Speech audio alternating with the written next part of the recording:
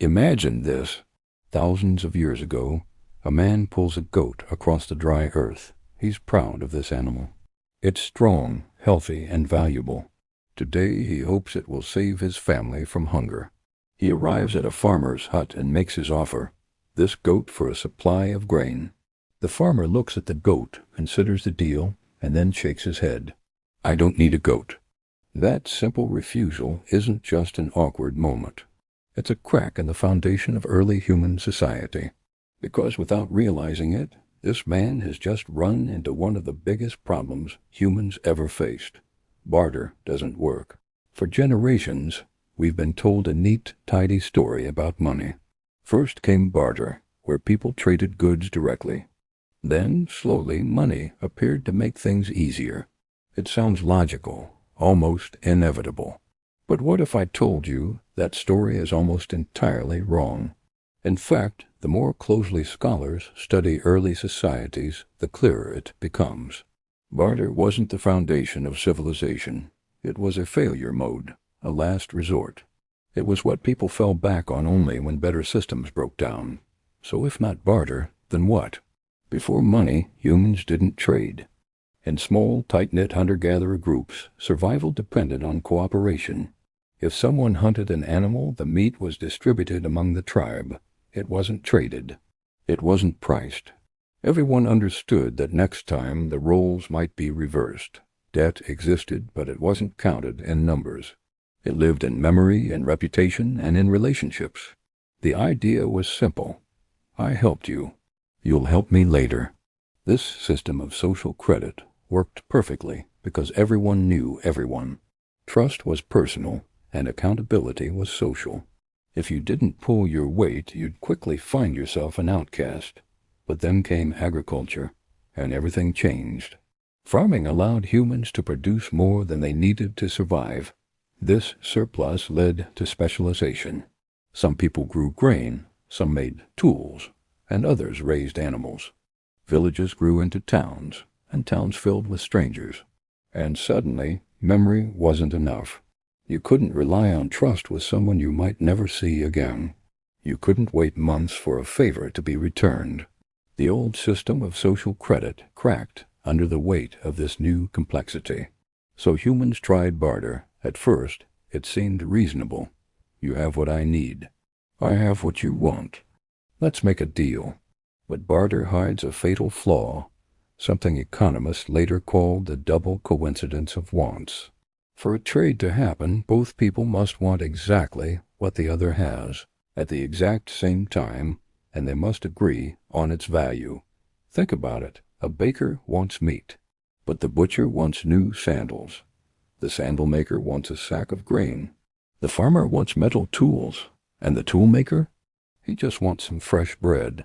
It becomes a tangled mess where someone always ends up waiting, and someone always loses. Now imagine trying to run an entire city like this. Imagine paying workers, funding public construction projects, or feeding an army through barter. It's impossible. It simply didn't work. And we know this because the earliest written records humanity ever produced, ancient clay tablets from Mesopotamia, don't record barter deals.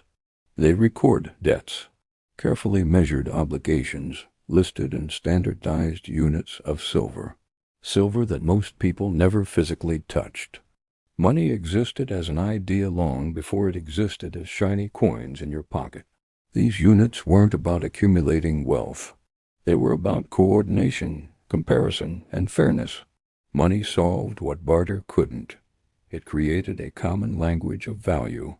Suddenly, you didn't have to argue over whether one cow was worth 3 baskets of grain or 5.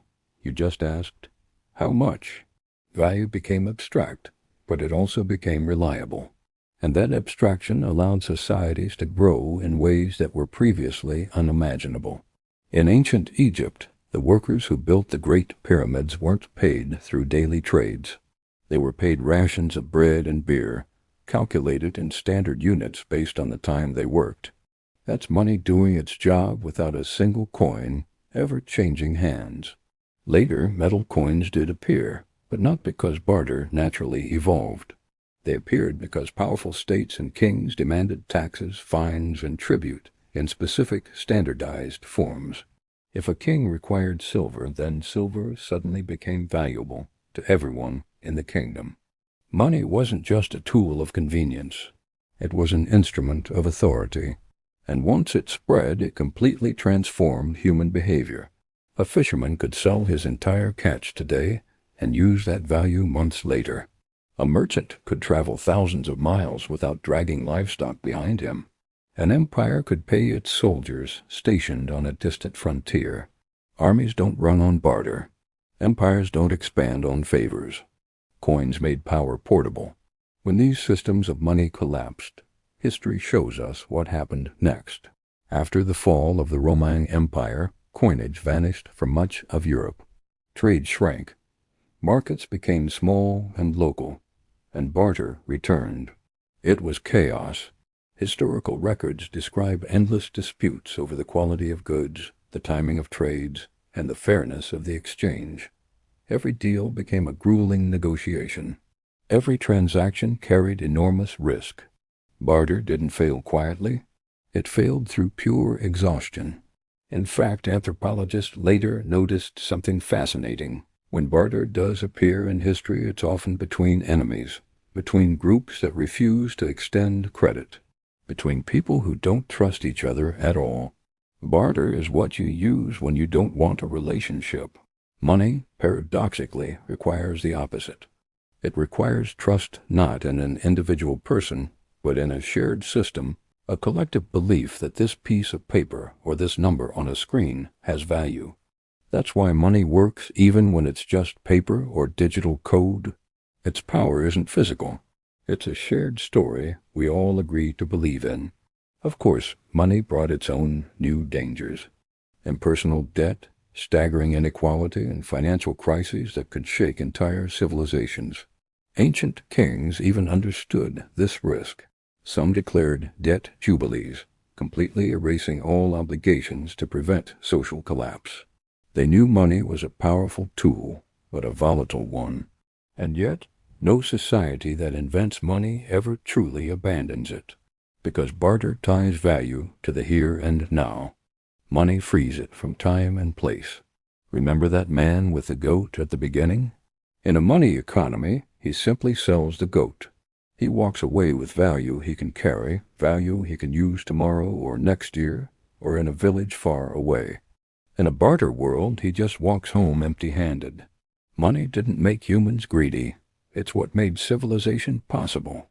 Thanks so much for watching. If you found this look into the history of money interesting, don't forget to like and subscribe for more stories that challenge what you think you know.